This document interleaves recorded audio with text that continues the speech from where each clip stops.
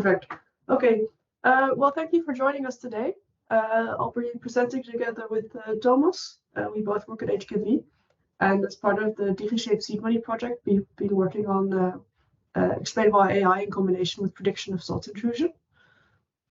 I do quite a lot of work on salt intrusion also at other locations, and Thomas does a lot of work with data science and AI. So we've been learning a lot from each other during the project. What I want to share with you today is first a short introduction, a bit of context on the area that we're looking at. We'll tell you something about the predictive model that we set up, how we've applied explainable AI, and then we'll end with a discussion. So first, a short history of how we got here. We started, I think, about a year ago with a study on salt intrusion in the mouth of the Amsterdam-Rhine Canal together with Rijkswaterstaat. And this was in first instance to try and better understand which factors influence salt intrusion. And we also set up a linear model to try and predict the salt intrusion. And during this project, we thought, well, maybe machine learning could help us to make a better prediction. So that was a follow-up project on the first one. And then last summer, together with DigiShape as part of the seed money project, we looked into what we can do with explainable AI to give more insight into the prediction you can make with a machine learning model. And that's where we are now, and what I'll be showing you throughout the course of this presentation. Before we continue, just a quick sneak peek at the North Sea Canal, Amsterdam-Rhine Canal, which was in the news in November. We had Storm Ciarán in November, and there was a small malfunction in IJmuiden, which led to a lot of salt water coming onto the North Sea Canal, Amsterdam-Rhine Canal. So what you see here on the left is very low discharges. And you see this also in a very extreme peak of chloride concentrations in Diemen in a period which is otherwise completely fresh water. But that's an extreme event. Most of the predictions we do look at the day-to-day changes we see. But always cool to see that these things come back in the measurements. So before we continue on the modeling itself, a bit of context on the area we're looking at. So the system we have is the North Sea Canal, which connects through Amsterdam to the Amsterdam-Rhine Canal, with on the coastline with the North Sea, the sluices in IJmuiden, which is the place where the salt comes into the system. And the salt intrudes as a salt wedge. It's quite a low dynamic system, so the denser salt water flows in along the bottom of the canal with the fresher water coming from upstream, leading to a layered system. Then important for the prediction are the monitoring points that we have. These are what we can use to train our model. And we have a number of points spread out throughout the canal, some closer to the sluices, and the one that we've looked at most is the point in Diemen, which is just past Amsterdam. And if we look, we see that here, the chloride measurements we have are sometimes fresh, so those are the about 100 milligram per liter values that you see here, alternated with quite extreme peaks in salt concentration, actually throughout the year. And I have to say that 2018 was quite a dry year, so with a lot of peaks in salt concentration. And what are important points for salt intrusion? What we see is that once we get past Amsterdam, there's actually a number of critical points for salt intrusion, so places where we don't want the salt to reach. The first one being in Driemond, where the Amsterdam-Rhine Canal connects to the local freshwater system. And this is still a point that we can close off from the main channel, but the next point on the map in Nigtevecht is an open connection between the Amsterdam-Rhine Canal and the freshwater system lying behind it. So that's really somewhere where you don't want your salt water going, because then you're going to or the salt water will enter your entire freshwater system, and it will be very difficult to flush it out again. And even further upstream, we have drinking water points, which of course we don't want to be influenced by salt intrusion either.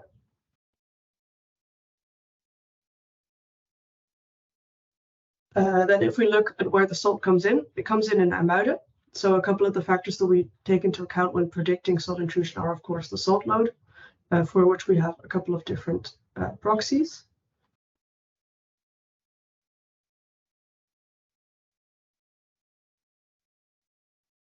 Another important factor is the wind. And for this specific study, we took two different components of the wind. So one parallel to the North Sea Canal and one perpendicular to the North Sea Canal.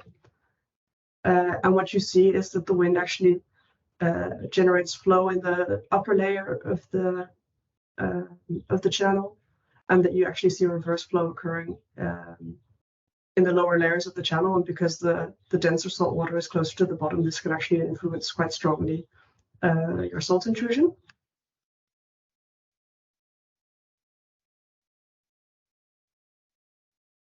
Another important factor is the shipping, for which we use the shipping in Amsterdam as a proxy.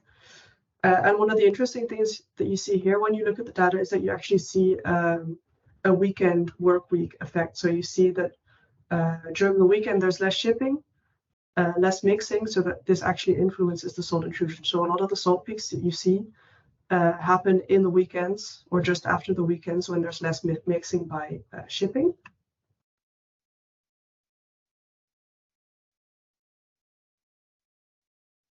And then, of course, a very important factor to take into account, the discharge, with especially the discharge in Wees being very important, because this is the discharge actually flowing through the Amsterdam-Rhine Canal. And of lesser important, but still important, the discharge coming in onto the North Sea Canal from the Markermeer in Amsterdam. So for this predictive model that we set up, we used a whole list of factors, which we deduced with a group of experts. I showed the most important ones just now on the map, and this is the full list that we used to set up the predictive model. And Thomas will tell you a bit more about the predictive model and how we combined it with the explainable AI. Yeah, maybe it's easier if I share my screen now.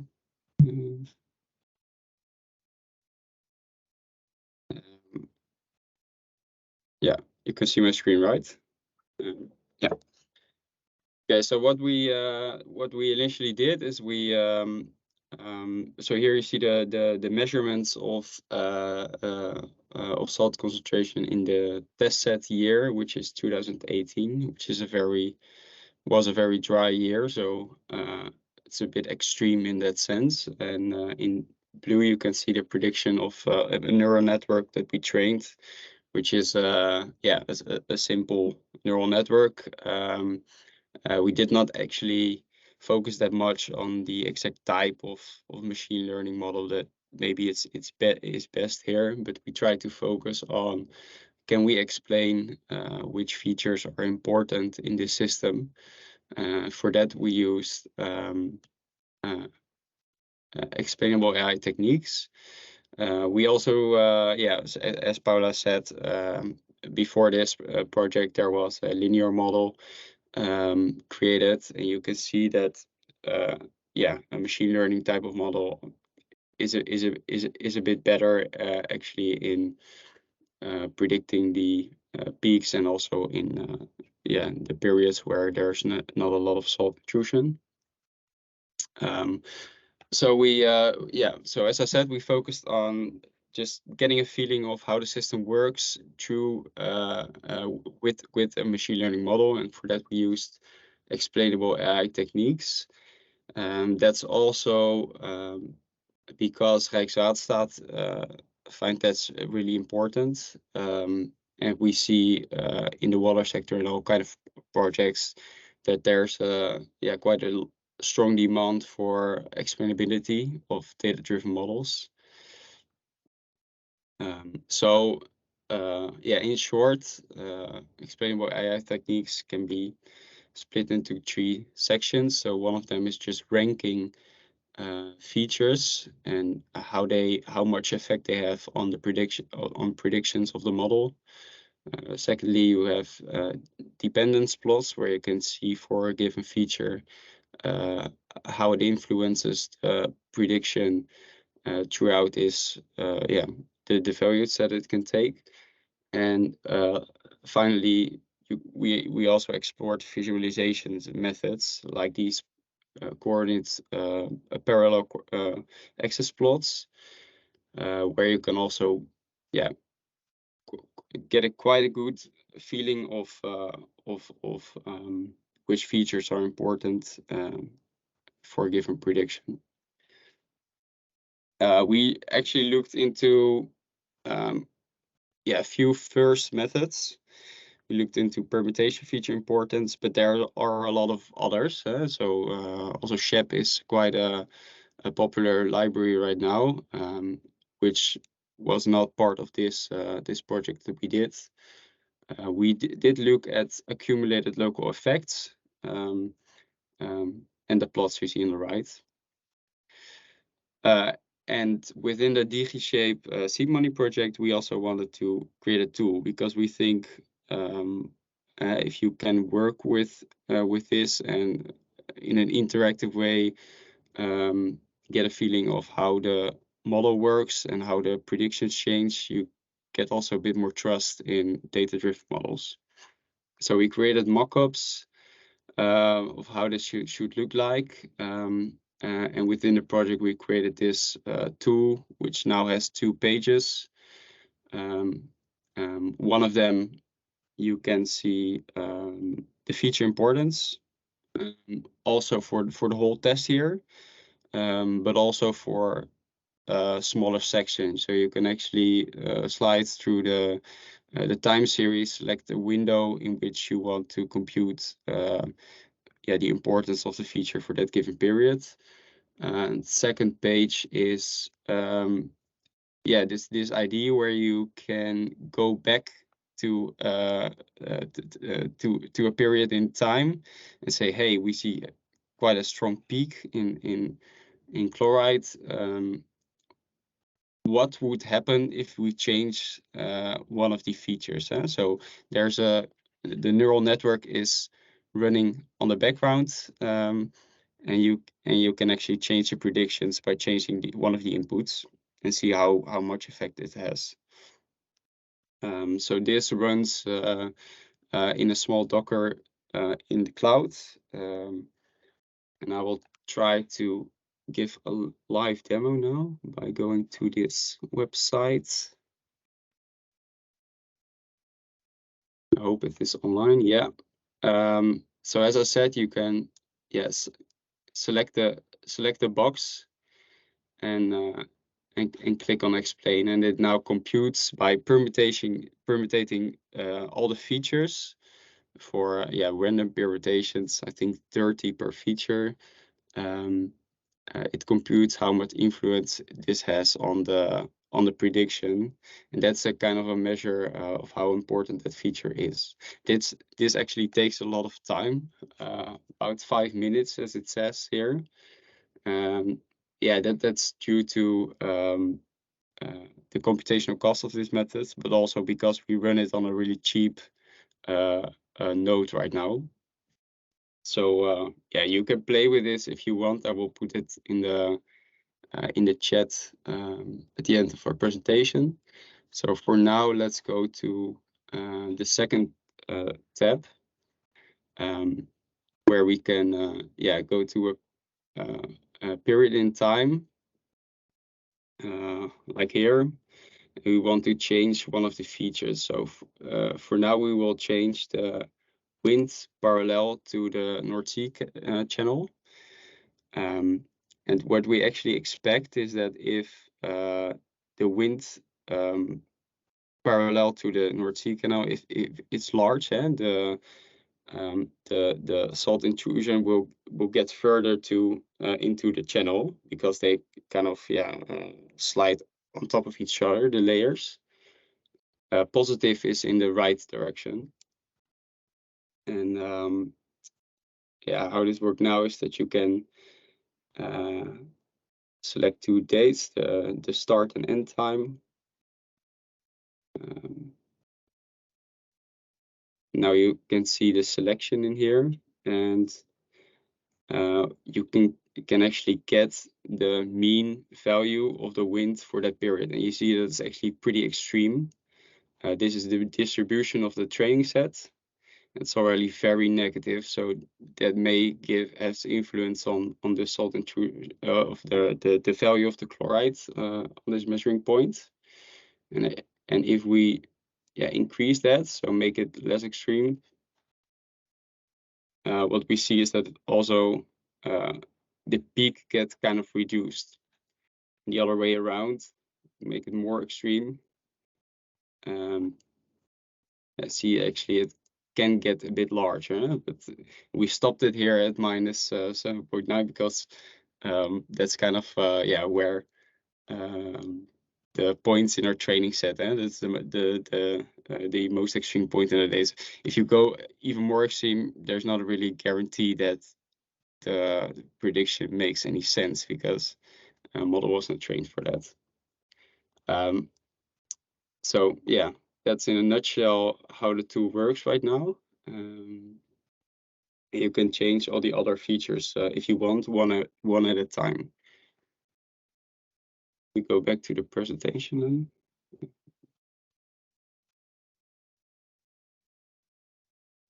So we also put it in same story in slides. Skip to that.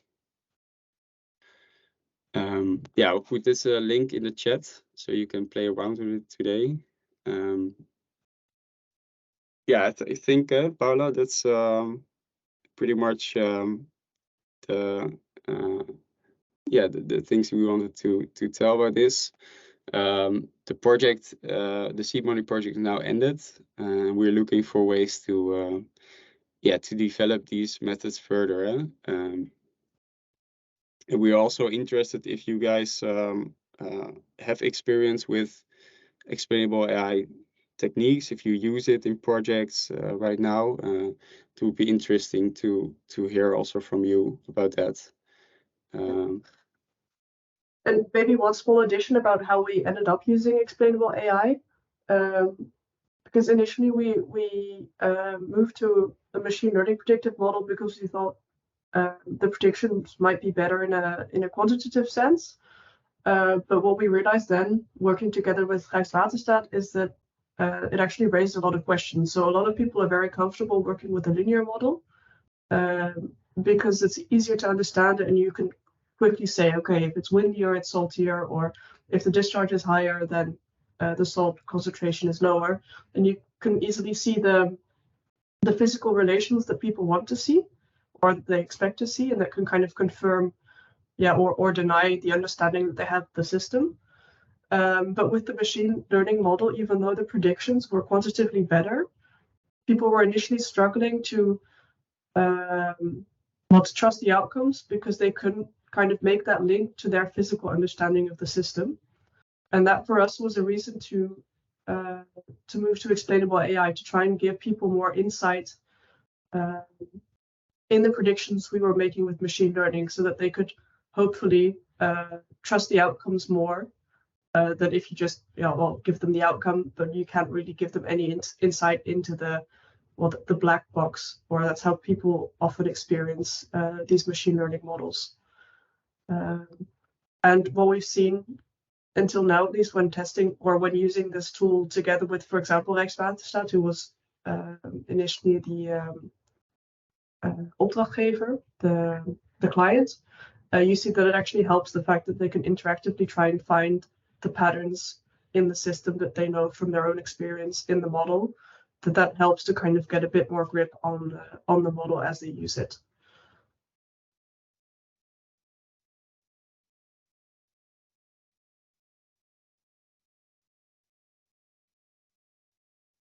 Very cool. Thanks very much for the presentation and the very interesting insights on why explainable AI. I wonder if the audience has any question, and now it's time for discussion. So I will just ask around first. I have a few questions, but I'll wait.